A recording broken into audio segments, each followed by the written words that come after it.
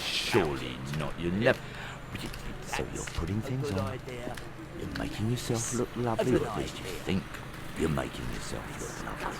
I'm not so sure that's working for you. Those shoes aren't exactly what I would have chosen. And you've got the cheek to criticise the way they look. Seriously, look at you! Grotesque!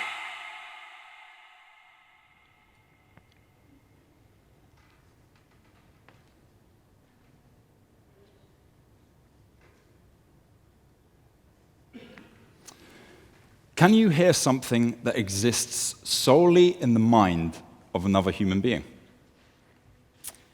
Before I ask any more intimidating questions, allow me to introduce myself again. My name is Ben Malley. I'm a sound engineer and composer from the very south of England, and I am here today to talk to you all about an idea. About an experience that my colleague Simon Mills and I are trying to create, and all the reasons why we want to create it in the first place. So what you've just heard is a small sample of the audio assets we are going to be using in a project called Murmur. This clip in particular has been created using real-life anecdotes shared publicly by those who live with the condition called auditory hallucinations. And we hope that we can bring many, many more of their stories to life. Now, we are in the very early stages of development for this project, but the initial reactions we've had to both our concepts and our prototypes have been extremely positive. And we hope that Murmur will develop into an audio training tool that will allow social and medical professionals, as well as friends, family, and students, to experience this phenomenon for themselves. So what are auditory hallucinations? Simply put, they are hearing sounds which have no physical source. They don't exist to anyone else other than yourself, but they are very, very real to those who live with the condition. They're also worryingly common. Up to 80% of those with bipolar disorder and up to 90% of those with schizophrenia, as well as a whole range of psychological disorders, perceive auditory hallucinations. Now, these can range from seemingly simple sounds, such as the apparent ringing of tinnitus, to more complex sounds, such as voices or multiple conversing personalities.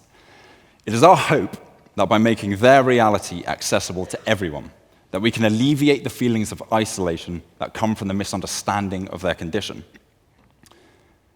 But this begs the question, how do we experience something which takes place entirely in the mind of another person?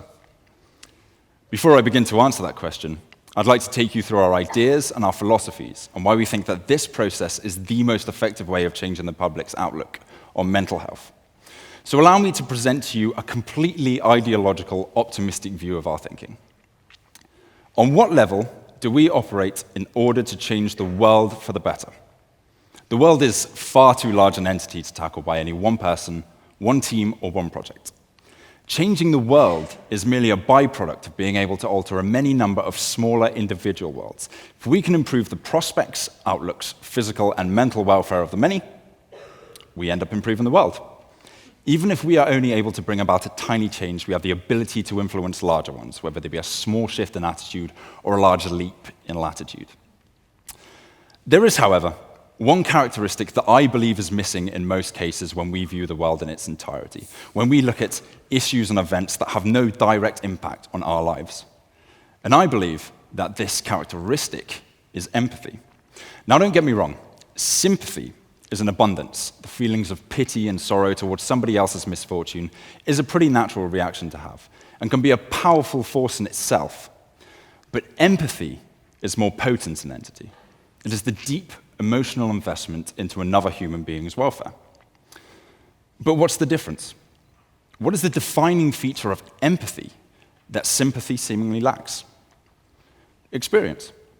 How can we be expected to empathize with another human being without having first walked in their shoes?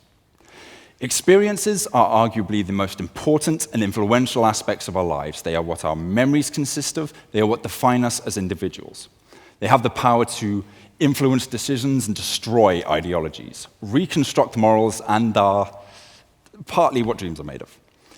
You are a being that has evolved to experience the world in as many different ways as possible. So it adds up that by offering someone a full, meaningful experience, we can elicit the largest emotional response to an issue or an event. Experiencing a range of worlds, ideologies, and circumstances is key to forming not only a well-rounded outlook on life, but also an empathetic one. You have an understanding of how others live their lives, look at the world, and deal with issues around them. You'll also see the struggles that they face that you may not. Offering people experiences could be a powerful tool for creating a new consciousness, but there are hurdles to overcome. The hurdle that is directly associated with our project is a question that I posed at the beginning of this talk.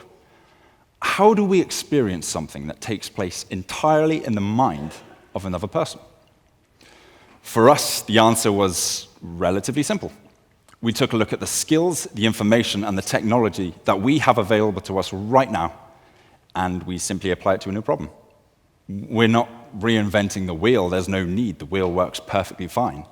We're just turning it on its side and using it as a table instead. So the key piece of technology that has allowed us to even contemplate starting this project is virtual reality. Now, virtual reality has been in and out of popularity for the past few decades and has never really had the impact that it always promised.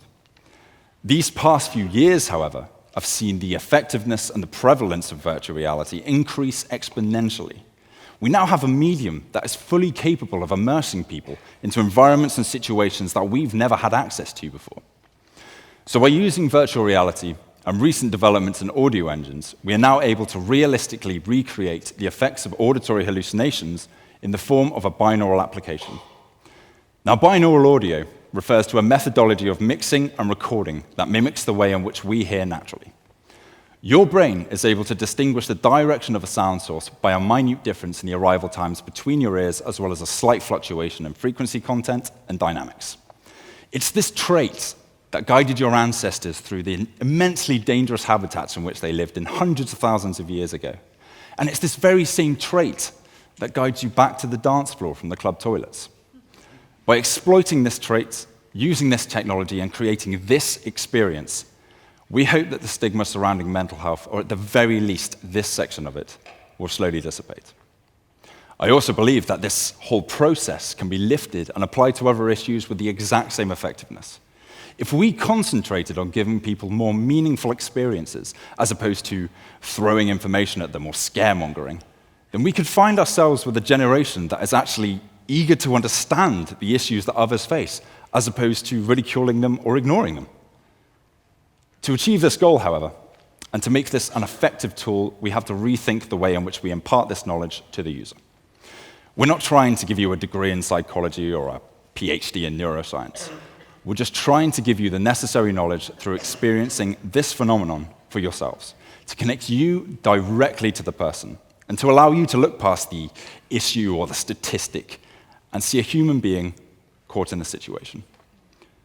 We should be concentrating on giving people the tools to empathize with one another in a world that seems almost geared up to push people further apart.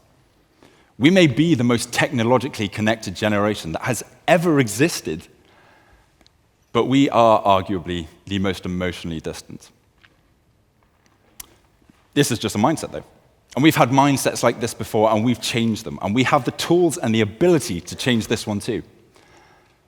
We just have to be creative. So to finish, I'd like to leave you with a summation of what we are trying to achieve. We are building ourselves the opportunity to change perceptions using our chosen medium, which in this case is audio.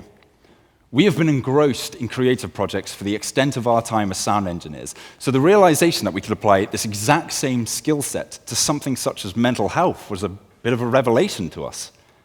So take another look at your skills and the technology that you have available to you. Keep an open mind as to what they can be used for. Recreate the emotional impact of an event through music.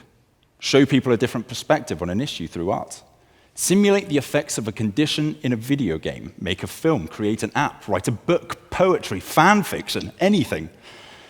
Just reassess its place in the world and its ability to affect the people within it. I think you'll be pleasantly surprised. Thank you.